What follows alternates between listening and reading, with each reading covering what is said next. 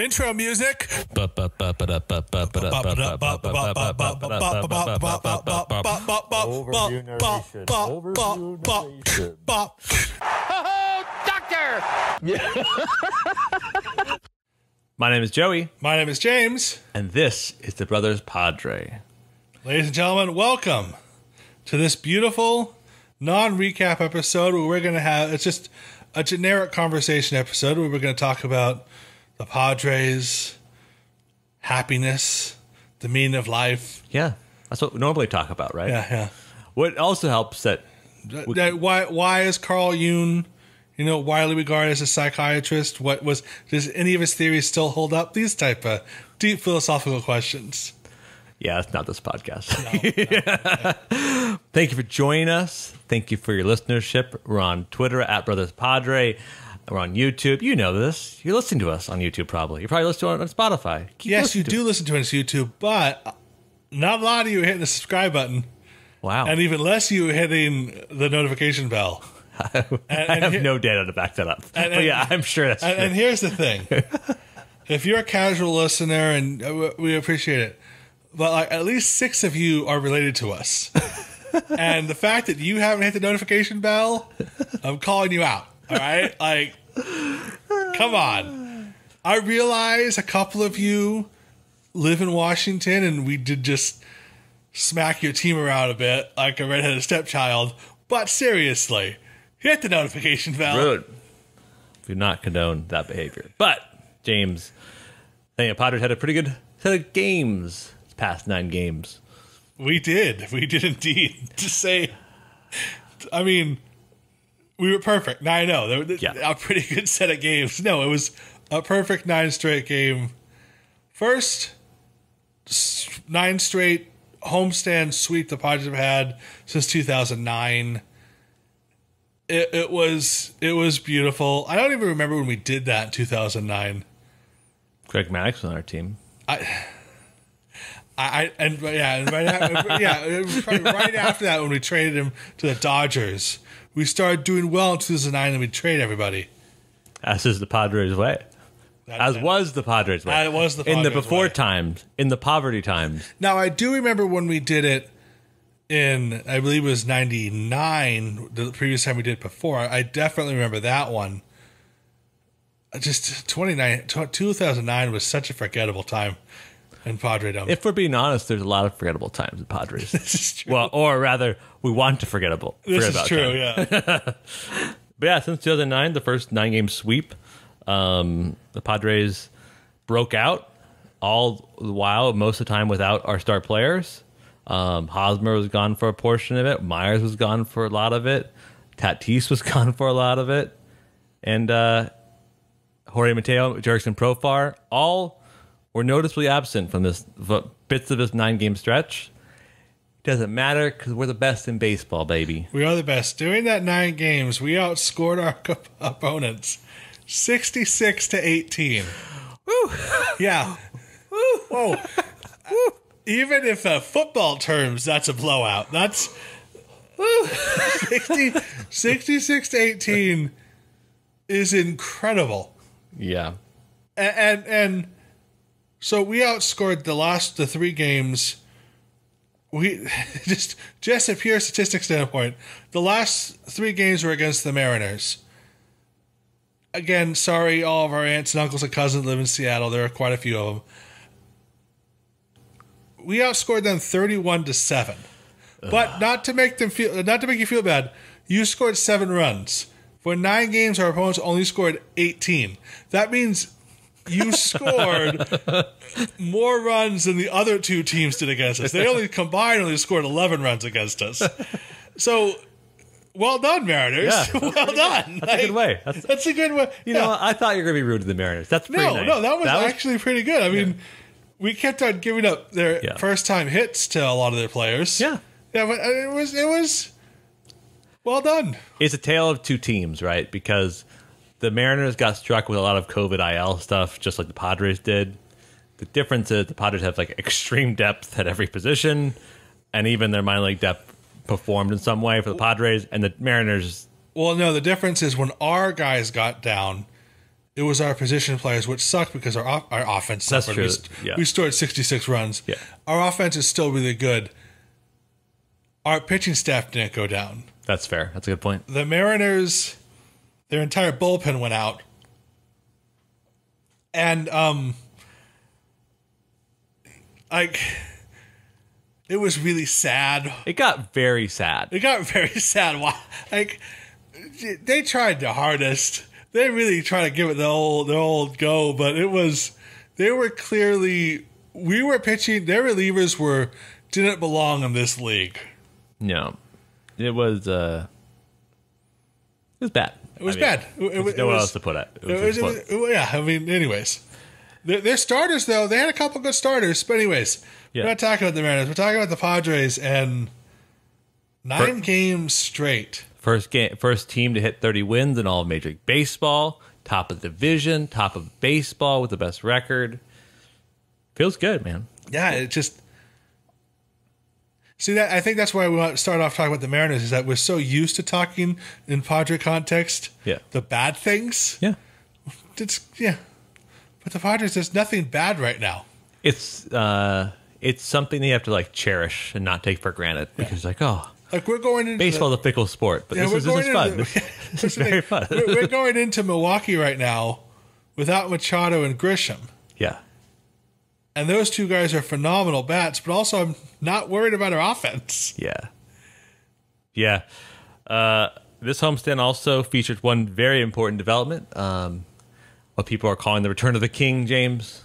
The prince has now been kinged. The person we're talking Crowned. about. Fernando Tatis Jr. Fernando Tatis Jr., I don't know if where, has missed 20 games this year. An already shortened season. James, leads? Last year was shortened. Sorry? This is a regular season. Last year was shortened. Whatever. I don't... COVID times, we all get mulligans in life now with COVID. We get 3 extra mulligans in life. Oh, okay. Eventually comes to relationship time.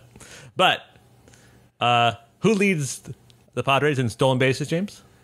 Tatis Jr. The guy who missed 20 games. Who leads the Padres in home runs now, James? Tatis Jr. The guy who missed 20 games. So he's very good. He came back, James, and what did he do? I mean... I believe the stat was something that hadn't been done before since some guy no one ever heard of named Babe Ruth. Yes, that's right. Over his last 4 games, which last 4 games from this podcast, Fernando Tatis Jr. is batting 786. Which is notably good. That means 78% of the time he gets a base hit. With 12 RBIs and has also walked 3 times. He's the first player to bat 750 or better with 12 plus RBIs and 3 walks over a 4-game span since Babe Ruth from July 28th, 31st, 1932. Yeah. Since returning from the IL, he has gone 11 for 14, 4 doubles, 4 home runs, and 12 RBIs, 3 walks, and 3 steals. Fastest Padre to hit the 200 hits. Fastest shortstop in baseball history to 50 home runs, and fastest Padre to 50 home runs. Here's the thing about that stat.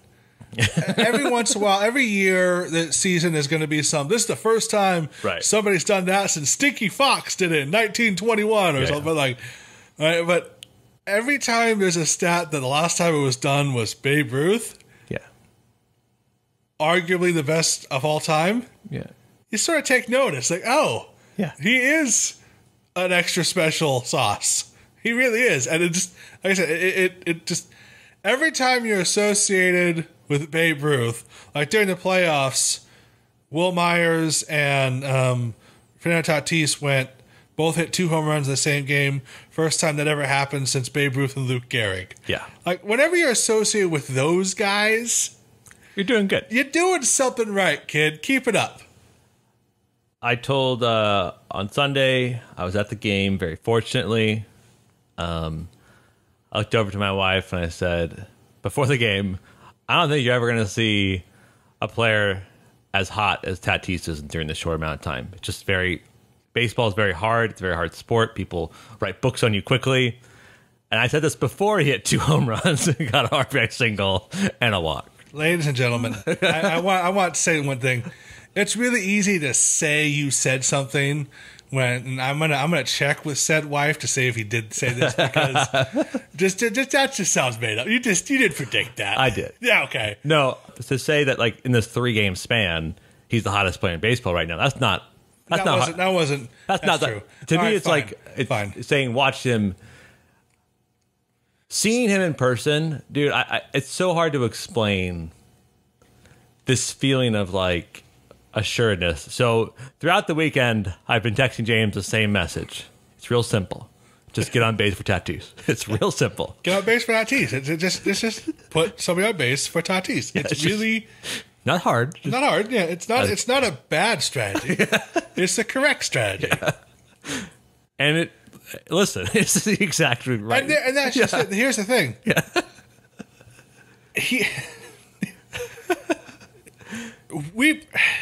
We still had 66 RBIs. Without him, it would have been 54. Yeah. And arguably, we could have probably still won the last 3 games without him. It just wouldn't have looked as cool. There is we got some flack because they said my basketball references were out of date. So I'm upping my basketball game. Who gave you this flack? The one person that listens to our podcast that also likes basketball. Oh, okay. So it's kind of like, listen here, you got a problem with my brother's dated basketball references. Dated basketball references. Well, let me tell you something. I'm going to something Larry Bird you. Oh. That's the only basketball player I know. I like how your references are actually older than the one. Yeah, well, I'm gonna chip shot Magic Johnson. I don't know anything about basketball. Yeah, I just know these names. Scottie Pippen. There you somebody go. else. Yeah, there you go. John Stockton. You're doing good. Newer. That's we mentioned Michael Jordan last. That's it. That's all I have. Okay. It's kind of like this trend in basketball where you just buy out the best players and you just have like 3 or 4 all-stars, because it's like, yeah, there's a stacked lineup, but then you have also, like in the Warriors example, you have Klay Thompson, Kevin Durant. Oh, there's Steph Curry who hit bombs. Like he hits threes from the middle point of the basketball field. That's why I should never use basketball analogies. I'm just trying to relate with the people. The last 30 seconds, I feel like a Peanuts cartoon. All I'm hearing from you is wah wah wah wah wah wah wah wah. With Tatis, boring wah wah wah wah wah wah. Tall people. This is going to do it. With Tatis, he's supposed to dagger in people. It's just like, yeah, here's the best team in baseball, but when I'm here, I make it unapproachable. You can't beat us with me in it, because I'm a complete threat when I'm on base, when I'm at the plate, and when I'm on the field. No, there's no doubt when you have that shining person in the middle of your lineup, every pitcher knows where he's at. Yeah. Every pitcher, and Jake Cronenworth, who's been hitting third, and Tatis has been hitting behind him, has been seeing better pitches than he's ever had his entire career, because they would rather pitch to Cronenworth to get him out. Yeah. And they're making mistakes like trying to throw people out on bases before. Fernando Tatis hit a grand slam on Sunday, which was brilliant. They loaded the bases beforehand because of catcher's interference. And they were trying everything they could to get everybody else out before Tatis Jr. Yeah. The catcher stuck his hand out to try to grab the ball quicker, to try to do a snap throw to get the Padres runner on base out. He made a stupid mistake, and he got catch interference, which loaded the bases. They wouldn't have done that and tried. They were clearly trying to throw runners out the bases because of Tatis. That was the only reason why that happened, because he can hit bombs. He hit 447-foot grand slam. Yeah, no doubter. It was an insane thing to watch. That stadium at 33% capacity was so loud. So I am hearing impaired, so I have to keep my my hearing. I have it on my watch. I have it notify me when environments are way too loud that might damage my eardrums. As soon as it hits a grand slam, my watch is like, "It's a loud environment. It's a loud environment. Danger, danger!" One mama said, "Danger, Move danger!" something quieter." And it was Cover your ears. it was popping. And we saw it also in the series. What was the? It was this series, right, where they walked. They intentionally walked Tatis to get the Hosmer. Yes. He's getting that treatment now where people would rather concede runs if they're up by a lot than face him. And it's special, man. There's a reason why he got a massive contract. And I think a lot of times you see massive contracts and you see people just be slow or just be consistent. It's another thing to see massive contracts and the guy is blazing hot. This guy, I mean, if you show these 4 games to any kid who is mildly interested in baseball, you're gonna fall in love with this man, and you're like, this is guy's he's otherworldly. He's a god. He's just you can't be any hotter than Tatis in the past 4 games. You just can't. And steals bases, draws walks, gets his pitches, hits bombs. Like, you cannot argue with anything he's doing right now, and there's no, with him hot, already the hottest team in baseball. It's we're unstoppable. But as we've previously discussed, we can probably talk about Tatis Jr. We're gonna keep talking about it. Yeah, I mean, obviously, yeah, but there is more to talk about in this particular podcast. Like, let's see. Also, during this series, Tommy Pham walked a lot, and like people got a triple last game. Yeah. People have been asking why he is even still in the lineup, because yeah, he's hitting 190. But the fact of the matter is, he's still pretty good in the outfield. We're short in outfield, but he draws so many walks. Now, you said, how many walks has he drawn so far this year? He's at 17.4% walk percentage. So every at bat, he has 17.4 walks. His on base percentage is, let me check real fast, is actually 10th. Well, qualified bats, he's probably 7th. So at 342 on base percentage, that's 34% of the time he's on base. Can't really. That's great. Like, you can't, like, he gets on base still. He walks a ton. Yeah, I don't know. It's something he's been batting leadoff or second, and he's been doing exactly what you want from someone like that. Just walking a bunch and getting on base.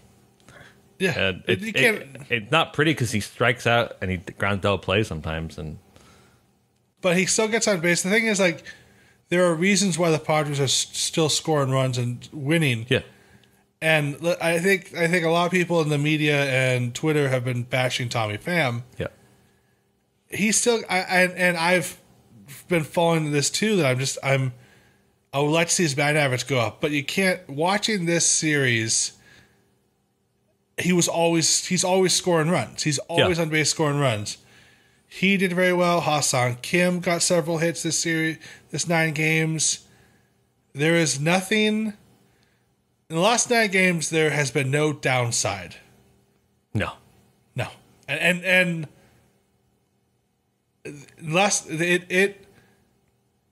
the Padres right now. This last 9 games look so good. Yeah, it is so unbelievable. I've never seen any baseball team look as good as the Padres are in the last 9 games. Yeah, dominant. Just completely dominant. And it could have been more. So what's interesting too, we could have really been more dominant, but Jay Stingler made a very distinct decision to allow for when we're up by 4 or 5 runs to go with not less trusted, but like not as good as arms to fill those gaps. We saw a lot of Nabil Krismat. We saw a lot of I'm trying to think of people that aren't as trusted besides Nabil Krismat. Not really. That's it. I mean, Chris Chris Mett's been great, but we saw him a lot to get 1 or 2 innings. Well, yeah, because Miguel Diaz also saw him a bunch, and both guys in a playoff you wouldn't see in those situations. You would have seen a stacked the three of them. You would have seen Pierce Johnson. You would have seen Austin Adams. You'd have seen Tim Hill. Yeah, absolutely.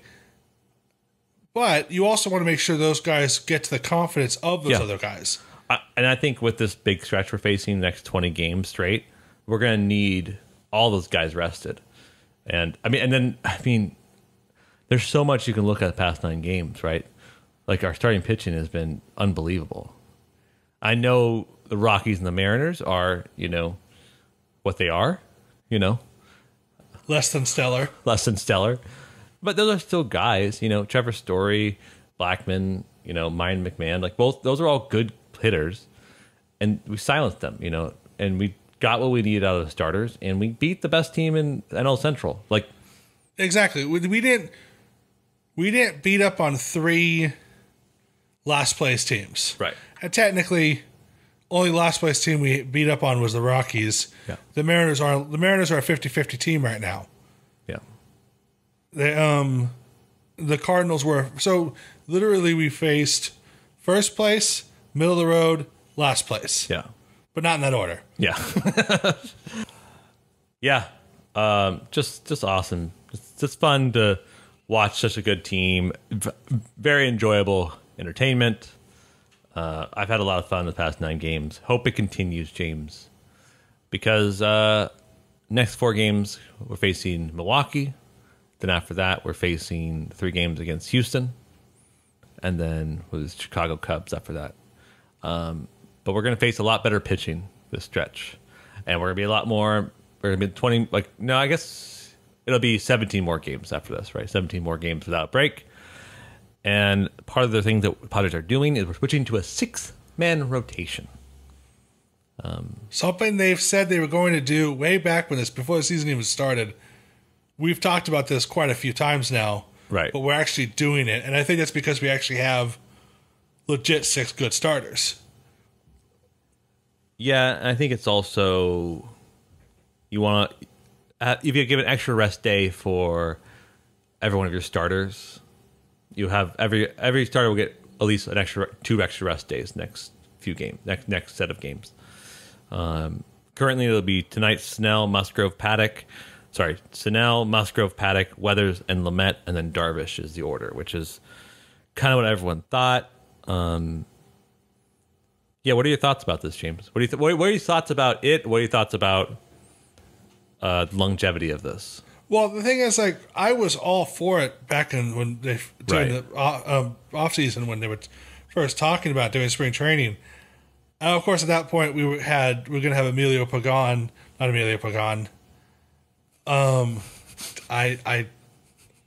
Why did my brain just? Who's that? Mackenzie Gore? Not Mackenzie Gore.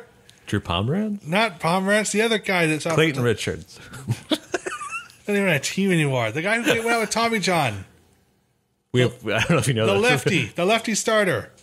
Oh, Adrian Morejon. Yes, Morejon. Why can't I think of his name? I was like, Tommy John. Well, we have a few of those right now. I know we do.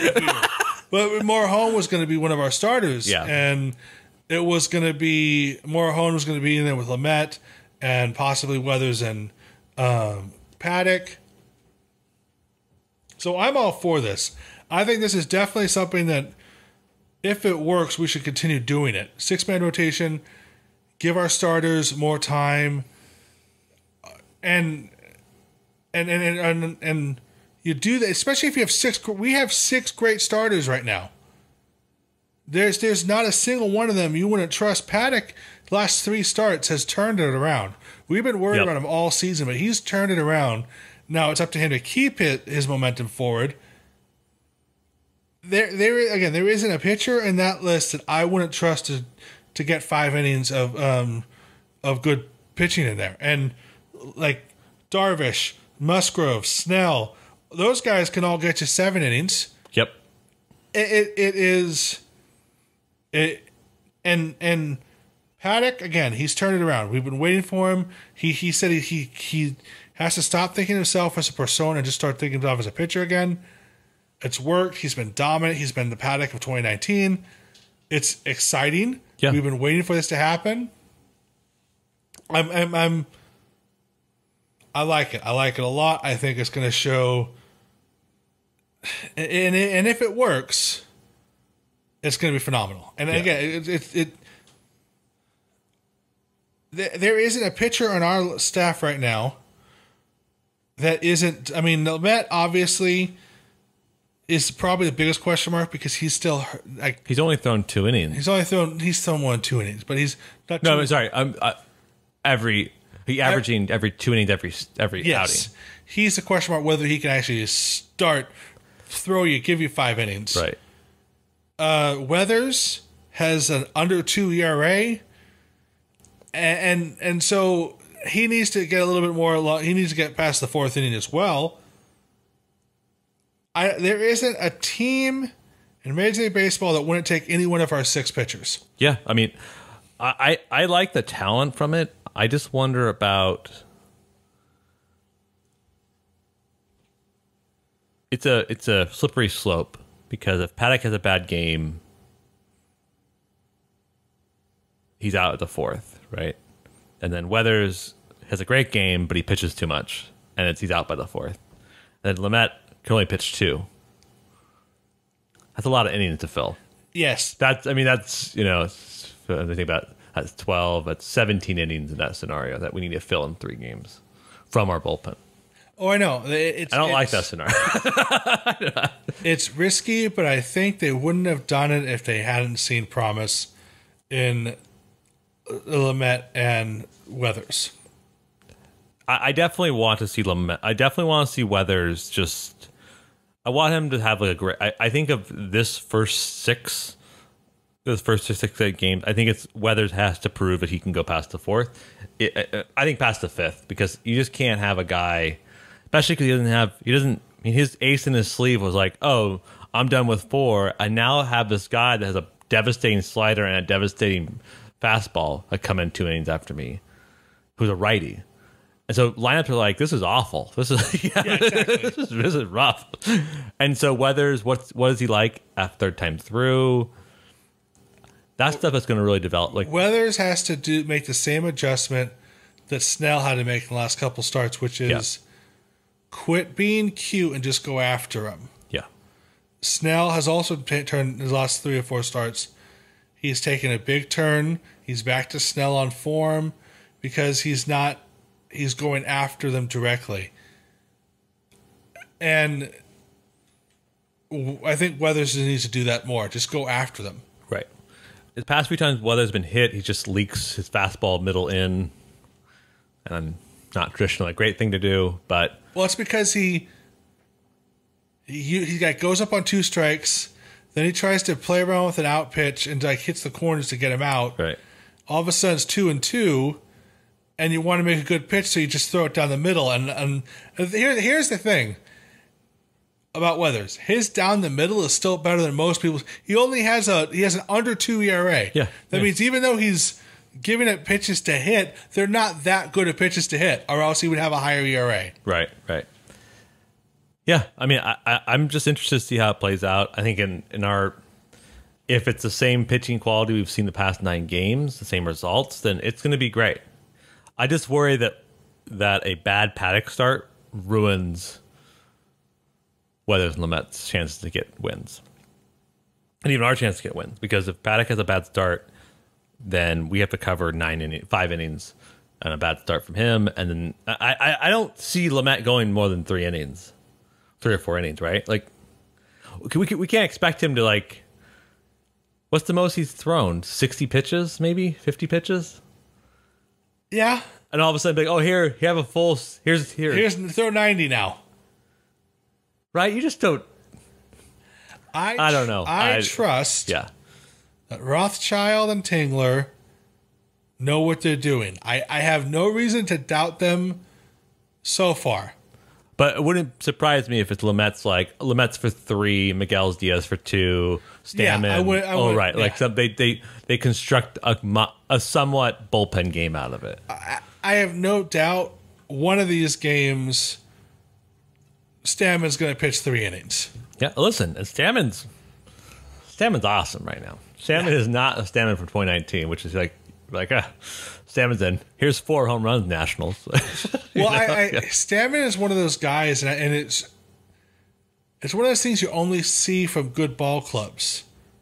Winning, but gets winning attitudes. Yeah. Oh, yeah. And he has friends his age on the team. He has a friend his age on the team.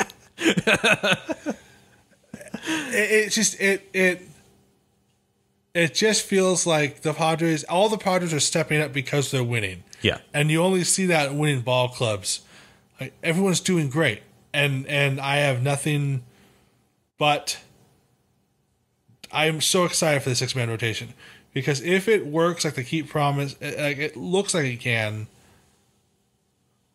6 dominant starters. That means come October, best odds of all those pitchers being healthy, and then during October you go to a 4-man rotation, and all of a sudden you have Weathers and Lamet in the bullpen. Yeah, and Weathers and Paddock in the bullpen. Yeah. Lights out. And then you can do. We're going to start. Maybe we start Darvish today and day after tomorrow, and just have Weathers and Lamet finish up. And then have that dominant starter for 4 innings, and then these guys for 3 innings. There's way more things you can play around with 6 guys who are great starters with confidence. Just gotta stay healthy, man. Yeah, that's the secret to life. I'm excited to see it work out. To me, it's when you spread it out, there's just a lot more room for error. Because if one guy goes down early, then you have to cover that guy a lot of innings. And I just am so pessimistic about this. I'm not super convinced Paddock is clear back to 2019 form. He's not, I talked about this on the podcast before. One of the best starts I ever seen him was he faced DeGrom in 2019. And that Paddock was just so dominant, 11 strikeouts and just mowing down pitchers. And that confidence was this guy's unhittable.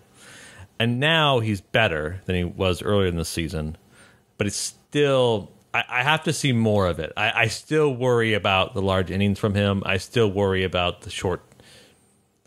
And I just think that with a 6-man rotation, you just cannot have too many of those, because then our bullpen's overworked. And I agree. But then again, the pressure on the pitching is always dependent on how much the offense is helping, right? It's a push and pull. If our offense is clicking, going bananas, the bullpen can give up 6 runs if we score 12, right? Exactly. We can go to Miguel Diaz a bunch. We can bring up Aaron Northcraft and just be like, hey, for a couple games, just throw your whatever sidearm balls and hope no one hits that many home runs on them. That can be a solution, because our offense can be so good. We didn't talk about this earlier, but all the power rankings this week, the Padres are number 1, because obviously the number 1, right? Yeah. We're best record in baseball. We're hitting the balls like crazy. So we're the most powerful team in baseball right now. So if that offense is as powerful as those rankings are, maybe it won't matter. Maybe it's okay Paddock gives up 4 runs in 6 innings. Yeah, if Paddock has one of his traditional bad innings, right, and he gives up 4 runs, it doesn't matter, because Tatis made up with that on a swing. Christian Yelich is part of the Milwaukee Brewers. He's not playing tonight, but he's a very good hitter. And he hasn't been this year, though. He's recovering from back injury, yeah. I just worry that we're the game that I always think that we're the ones that's now I'm a good player. Yeah, exactly. Oh, my bad. I forgot. Well, back in the day, that's when the Padres would come to town. Oh, let's get batting practices here, guys. Let's have, yeah. Yeah. It's going to be interesting. But before we go to our last topic, Joe. Yes. There is something that we have to talk about. Uh-oh. It's important, and it's not in our notes, so Joey doesn't know what's coming. My policy around top topics that aren't part of notes is I'm always scared, filled with trepidation. I'm not really. What's the topic, James? How much do you think the Padres' success is owed to the bling? Swag chain you're talking about? Swag chain. So people aren't aware? Then the Padres have a player on their team who's very swaggy, by the name of Manny Machado. He's also the team. We don't have Padres have never had a team captain like before. In the old days, a captain was picked by the team and they'd have a C on their chest. Dumbest thing. No. Yes, but Manny Machado is the team captain. He also makes a lot of money. That's very important for the next part of the story. He's also friends with jewelers that make stuff for Beyonce and Drake. And that jeweler said, "Hey, let me make you a turnover chain in spring training." A turnover chain is University of Miami. The Miami Hurricanes famously came up with it. If you get a turnover, you get to wear this. College students don't have a lot of money. His fake chain, and it was like a big thing. Yeah, you got to wear the chain. Become prominent in some other baseball teams, and Manny's like, yeah, if you want to make me a swag turnover chain, that'd be awesome. On Saturday was the first time we saw it, or was it Friday? Austin Nola, yes. Austin Nola is being interviewed. He had a monster game on Saturday, and Manny Machado walks up and puts on him a 6-pound golden chain with a rotating San Diego Padres logo that can see spun. So like it's like a Flavor Flav clock with this like super intense thick chain. It's at 12 inches round, big huge fat chain around it, and in the middle of it is the Estian gold and with brown diamonds. Yeah, and it spins, so you can spin it. It's very important. You have to spin it. You have to spin it. Yes. and the player of the game wears it for the interview. Yeah. And whoever hits a home run gets to wear it while they do their celebration. Yes. It is without doubt the coolest thing I've ever seen, and I want a fake one. Because I don't know what the price on it. I don't know what the price is, but it probably wasn't cheap. Yeah. As aforementioned, he's very rich, so he actually paid for the guy to make this thing with gold and semi-precious metals and stone. Diamonds. They're brown diamonds. I don't know if you know that's a real. There is brown diamonds. It is pretty fun. If you hit a home run, you also wear it. So Tatis wore it twice, and he wore it at the end because he was definitely playing the game on Sunday. Yeah. You don't hit 2 home runs, one being a grand slam, and not be the player of the game. Yeah. You have to throw a no-hitter or a perfect game to outdo that. It's pretty funny. Like just seeing how much the players like the swag chain is pretty funny. How silly it is, how irreverent it is. Like it's just not good. It's like the best new sports tradition in modern sports. And it's fun because it also is like we are a young fun team because you wouldn't see a team full of veterans do this. No, they would. They don't even celebrate that much. Yeah, good job. Shake hands. Yeah, good job, good sir. But it's just so fun to watch them do so young things. My biggest thing is I can't wait for the next homestand to see everybody's homemade swag chains. That'd be awesome. Because first of all, who's ever in charge, and I know you're listening because we're a huge podcast. Who's ever in charge of promotions for San Diego? If you're not already on the phone to some factory in China making these as a giveaway, you need a new job. Like you failed your job. This is clearly a giveaway, and if somehow you can make it a giveaway on opening day next year or end of the season this year, tip of the hat, you deserve your job and every penny they give you, and probably a bonus. Like this, it is so cool. I cannot wait to see all the kids wearing fake swag chains. It's just going to be so cool. There was a kid that was all over Instagram and Twitter. Somebody took a photo of him, and it's like, this kid's way cooler than me. He was wearing a Tatis jersey. He was probably 10, and he had clearly taken his mom's mop and cut the head off the mop. And have you seen this photo? I think so he has his mop head basically that's awesome. Sticking out of the back of his head to look like Tatis's dreads. Like, that's awesome. Somebody make that kid, find who that kid is, make him a fake chain and send to him. That kid is awesome. That's cool. And he was wearing a pink armband. Yeah, like that. Yeah. That's awesome. Yeah, I love that kind of stuff. I love the silliness. I love the fun. People are so excited to do it. The cheesier the fake swag chain, the better. Oh yeah. because just the size of it is so bananas. I know It's exactly. so big. I want to see ones that are ginormously big. This is the hometown of Comic-Con. Yeah. That means we invented cosplay. San Diego, I want to see, like, next homestand, shoot to the crowd. I want to see at least 7 swag chains. and I want to see them do, like, when the next game I go to, when they show people up on the jumbotron. I want to see swag chains. That's awesome. This is something that has to happen. That's awesome. And this past week, James, we've seen a lot of swag chains from the Padres. They've been hitting the ball a lot. Swag chains only been around for 2 games, but my segues only make sense if I say last week. So, because we've talked about before, MLB Offense has been down because of new ball. This past week, we've kind of seen a good team that actually hitting the ball well. Yeah, and so we're kind of seeing not quite a reversal of offense, but seeing better offense from Major League Baseball teams.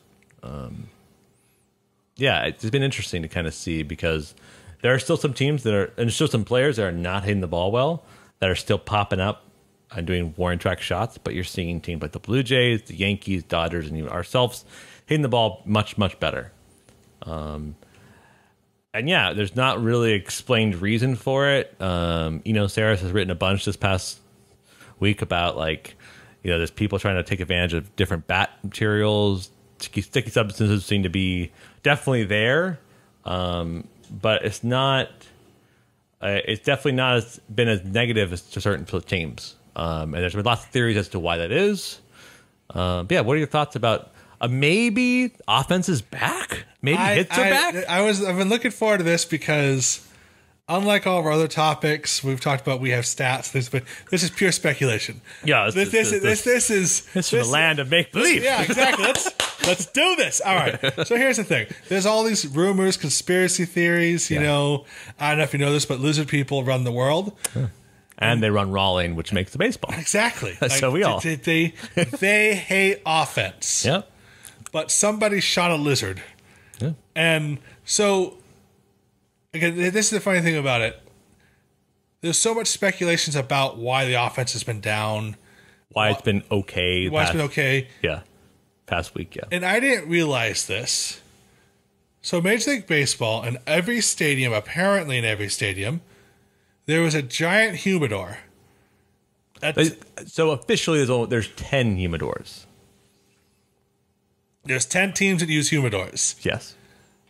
But every time a team is asked whether they have a humidor or not, they don't answer the question.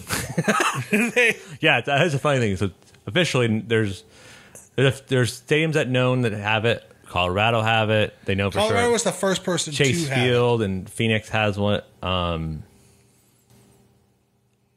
I forget what the Texas Rangers play at. The awful looking stadium down there. Globe Life. Anyways, you put these balls in a humidor. You throw the cigars out. You put a ball in there. It keeps them a certain level of moisture in the balls to keeps them basically don't fly as well. Right. The rumor is somebody sent an email out to Major League Baseball, unplug the humidors, because people are getting upset. They unplug the humidors, and all of a sudden, balls are flying. But the thing is, with the unplugging the humidors thing is, we're seeing a lot more singles and slap hits. So I think personally, what's happening is, as I remember saying this before, when people are complaining about all the shifts, the elaborate shifts, it's up to the good teams to make the adjustments. Yeah. Good teams are making adjustments. Swinging at better pitches, not swinging at bad pitches. Yeah. Yeah. So, as forementioned, Fernando Tatis did very well yesterday, hit 2 home runs. But he also hit a sharp ground single. Yeah. He probably could have taken that pitch and waited for another pitch to hit a bomb, but no, he hit when he could swing at and got on the ground and got a single and drove on a run. That a lot of hitters now just want to hit a home run. That's because the Padres' mindset is get on base, move things forward, and if you get your pitch, swing at it. The Mariners gave Tatis that pitch twice yesterday. Yeah. So this is what. So good teams make adjustments. Right. No matter the context. Exactly. So you're seeing, and good hitters make the adjustments. Right. So that I think that's more or less what you're seeing. But anyways. That's what I was thinking. What do you think? I love that in your fantasy that My fantasy? that there's some guy like the owner of it. The Rangers get a call from Rob Manfred, and Rob Manfred's like, unplug the humidors. And they're like, okay, Mr. Rob, and he runs down. He doesn't turn off the humidors. I love how he unplugs it. He's like, unplug them. He just runs down. I don't think it's I think it was totally done corporate. It was a mass email sent to all grounds crew. Unplug the humidors. Not turn off, unplug. Yeah. I mean, why they don't need to keep. I mean, unplug them and move them in the locker room where they belong. They don't need to be. Yeah. I don't think that. I think they definitely need more. They need more offense needs to happen, because even though the teams we mentioned that have done well the past week are good teams. So Blue Jays today and Tampa Bay both like hit the crap out of the ball today. Dodgers had a very good series against Giants. Yankees have done very well. Padres have done very well.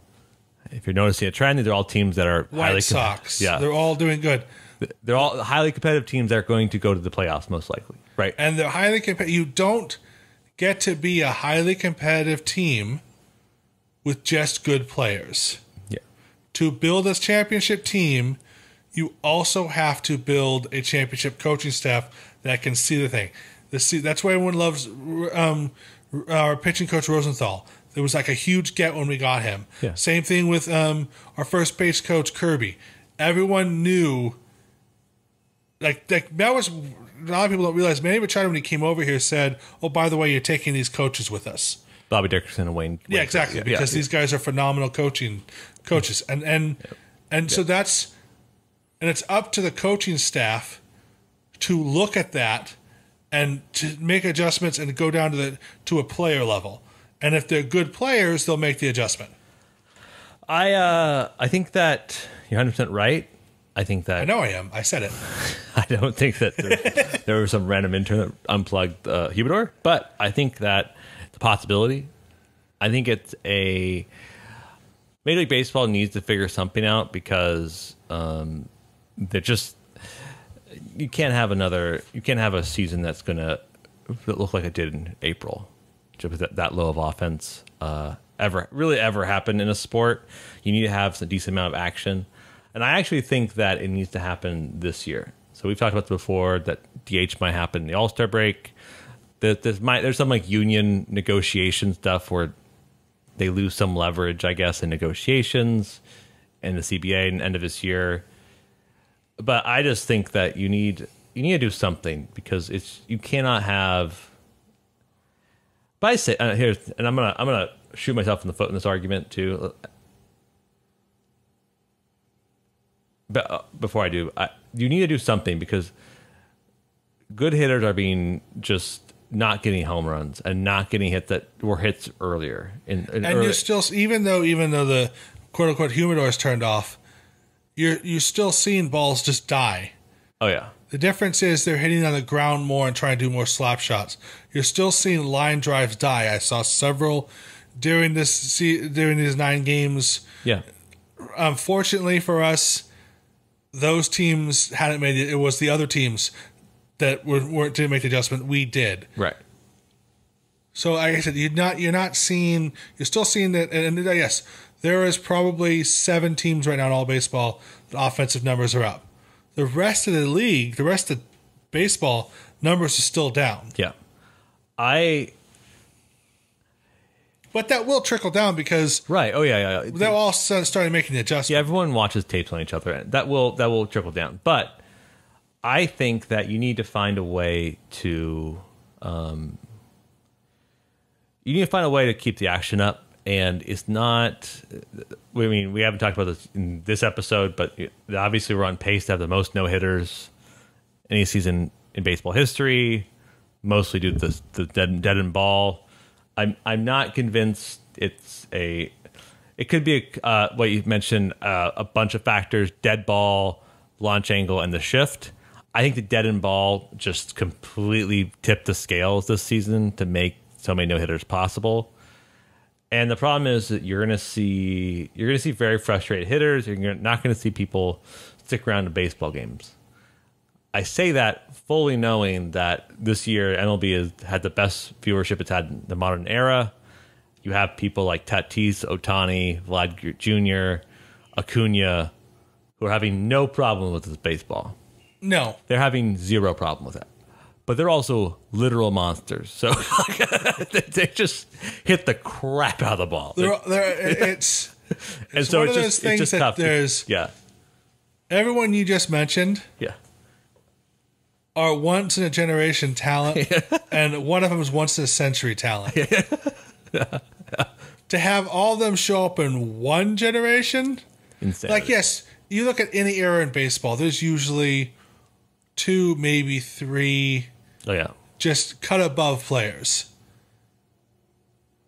Vlad Guerrero Jr., Tatis Jr., Acuna Jr., Shohei Ohtani, Mike Trout, Juan Soto. Juan Soto, yes. You can't forget Juan Soto. These are all players that are top of their game. It's unbelievable. It's unbelievable how many good players there are right now. It also has to do with the way strength and conditioning happening, stuff like that. And scouting is so precise now. And you think about 3 of those players. I know we're talking about hitting, but you think about the mentality of those players specifically. You have guys that think about baseball from a time they're 19 as an adaptive thing instead of as like a singular thing that stays consistent. There's this thing in player development where, like, it used to be, and I'm not a player, so I, caveat all of this with a big asterisk with that. But baseball used to be, hey, here's a game, you play it the same way for 20 years. That you can't do that anymore. You have to adapt and be crazy. And these players grew up with a lot of them fathers that played baseball. Like, hey, you got to adapt all the time.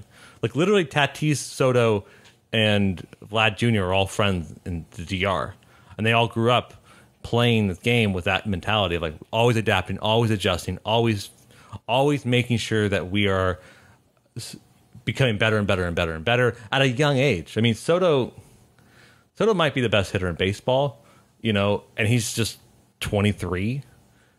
And, that's I know we just spent a good portion of the episode talking about Tatis Jr., but you have these guys that have this mentality of always adapting, and they're the monsters because they're doing that. Or Shohei was, when he came here, was like, Jeff Passan wrote an article, he's not going to be a good hitter.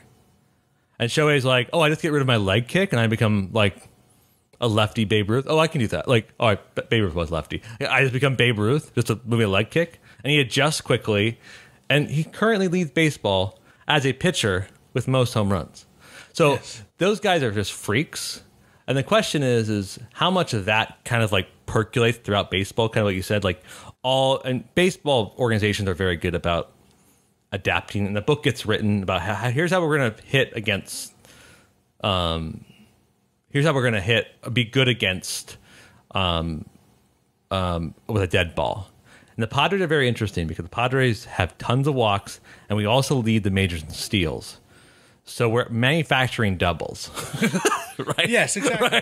We're getting in scoring position. Yeah, and when you have a ball that doesn't travel as well, you don't get as much hits. You need to manufacture something, right? And I think that how much of that gets percolated, it gets slow. It's not going to be very quick. And I think baseball needs to do something to make it, whether they go back to the old ball, I think that they have to do that next year at least. And they have to do something about the shift. Because I used to be a firm believer in, like, we just should have a shift. Shift is just another, like, a gamesmanship. But now I'm like, if you're having such good defensive alignment, where like the Padres have such good defensive alignment against other teams, that I sent you an article today on Sports Info Solutions, had a whole blog about how the right side of the infield for the Padres has more outs above average because of the defensive positioning, plus the speed of Cronenworth and Machado when he's over there, and Hosmer and Profar when they're over there. Like, it's so good, and we have analytics so well that's kind of like you kind of are screwed. And if MLB is not going to do something about the ball, then they're gonna have to do something about the shift, because I don't know. That was a big rant. Hope that made sense. I agree. I don't agree with you on the shift, because the shift has always been a part of baseball. Ted Williams was famously the first player to be aggressively shifted. And for those who want to go way, way, way back in the Wayback Machine, when baseball first started, there were 4 outfielders. You had a first baseman, a second baseman, a third baseman, right, center, left, and there was a position called shortstop. And the shortstop was a roaming outfielder that stayed, because they used to have giant stadiums that had really long outfields, and the shortstop would just roam in short outfield to whatever the player was hitter. That was what the shortstop original position was. They moved the shortstop in after the dead ball was gone because they realized there were more ground balls. And that's when the shortstop position was born as an infield position. It used to be an outfield position. So I have no problem. I have no problem with the shift. We saw the Rockies move 4 guys in during the Padre game. They had 4 infielders. 5 infielders. 5 infielders, yes. 5 infielders. It didn't work because they wild pitched us a win. But anyway, so... God, the Rockies suck. Anyway, so it's just... So like I said, I have no problem with the shift. It's up to the hitting staff. It's up to the hitter to shorten your swing, take a little poke to the other side. But if baseball doesn't change the ball, then... It does. Again... You're just saying... I understand the ball's a problem, but you could still do a slap single. The Padres have proven you can do a slap single in the opposite field. Or you could... These guys all have $100 million contracts. Not all of them. Not all of them. Very few of them do. There isn't a single player on the Major League Baseball field that isn't a millionaire. I mean, given time, they're all millionaires, sure. The rookie contract, $500,000. So just 2 years and they're millionaires, yeah. Anywho, they all get paid more money than the President of the United States does. That's true. These people, men, athletes, can learn to hit to the opposite field for their paycheck. True. I have no sympathy. Oh, I know the shift or bunt away. Or bunt. Yeah, exactly. Yeah. Cronenworth, the beginning of the season, they were all on the right side of the infield. Now they're spread out because he's learning to slap the ball the other way, and he's a phenomenal hitter. Yep. Because he's learned to make the adjustment. Yep. That's all I'm saying. And one more final note I want to say before we end the podcast is just something that we noticed. Watching the coverage of baseball on the ball has been very, very funny. It's been pretty funny. Because everybody else in writing coverage has been talking about the new ball, except for MLB.com, which is MLB Network. MLB Network. It's so funny watching them cover things. Because obviously, like, Major League Baseball said, all right, you can't talk about the new ball. Not a single... Every time they're like, what's down with the offense? And, like, they have Billy Ripken going up there, or the lesser Ripken, going up there and, like this is why, because all heading this way. But they've been hitting that way for 4 years. Yeah. I have to say that's been really funny watching them like skate around. And for the first time ever, I saw them talk about the ball, and that's because they had the head writer from the Atlantic on, and he has an MLB contract. So it was very funny. It's been humorous to watch them all skate around, being all political, like, oh, you guys, sellouts, everybody. Anyways, that's been funny to watch about the new ball. Just like MLB lack of coverage around it. Yeah. I mean, like I said, Sarah's done a lot of good stuff around it from The Athletic. Jason Dark's written about it. Yeah. He was also on the MLB Network. So, yeah, I mean, I'm interested to see how it responds to it. But, I think this has probably been one of the more exciting modern seasons of baseball. Not just because the Padres have done well, but because you have incredible storylines, despite MLB trying to tinker with the game too much. It really has been like the fact of the matter is, we mentioned Shohei Ohtani. This is a guy that can throw 100 miles an hour, can start every 5 games, and he also leads MLB with 15 home runs. And then you have Acuna, who just broke the leadoff home run record for the Braves. You have Vladdy Jr., who just tied Ohtani today. The storyline of a Hall of Fame son playing for the Blue Jays in Canada, where his father played most of his career in Canada. You have Tatis Jr. I mean, there's so many good storylines in baseball. It's. I have to remember to enjoy this because it reminds me of a good late 80s, 90s seasons of just incredible talent, great storyline, and just that's what sports is all about. It's just to have some fun and watch some kids play some games. So. Why baseball is the best sport in the world. Yeah. Because it's more romantic and the story is always better. Yeah. That's why you can name 20 great baseball movies and none about the basketball. None about the basketball, which is a good way. Okay, before we end, let me put to you viewers. You have to say best baseball movie of all time. You would be hard pressed. Well, it's The Natural. No, it's The Sandlot. No, it's Moneyball. Best basketball movie of all time? It has the Looney Tunes in it. Can't deny that. But James, we're at time. Thank you so much for listening. We're on Twitter @BrothersPadre. Please give us a follow. Engage with us. We'll engage back. We post funny content from time to time. We're on YouTube, obviously @TheBrothersPadre. We're on Spotify. Remember to subscribe on YouTube. Remember to like us. Notification bell. And look forward to our next podcast on Thursday. We'll recap the series this past week. Lots of fun stuff. We mentioned some of it already, but we'll go game by game, James. And with that, go Padres. Go Padres. There it is. Ho, ho, doctor. You can hang a star on that, baby.